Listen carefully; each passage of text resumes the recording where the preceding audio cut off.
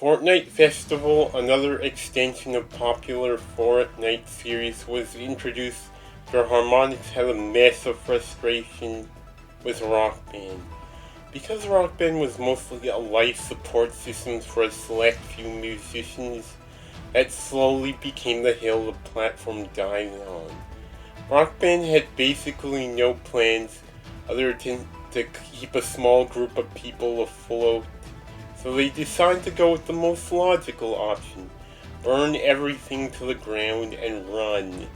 One of the reasons they switched over to the Fortnite Gravy Train is because due to the inevitable problem of specialization. Because Rock Band has spent 16 years putting a small number of musicians on a pedestal, not only did this look like an obvious echo chamber, there were also problems when these musicians committed the crime of going on hiatus. Because how dare you take 10 years to make a new album? Since a lot of musicians have delayed albums, FNF seems like it was made out of impatience and zealotry, rather than to try something new.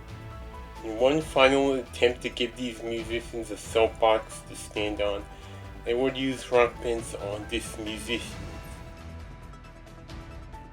They would even go so far as to combine Rock Bands on these musicians with popular musicians. Meaning you can have a Sabrina Carpenter song sharing a pack with an Avenged Sevenfold song. It's really jarring. Also, proof that this grind doesn't stop. They would have kept shoving these bands down your throat even if it kills them. And now that they're on to a new project, the cycle can restart anew.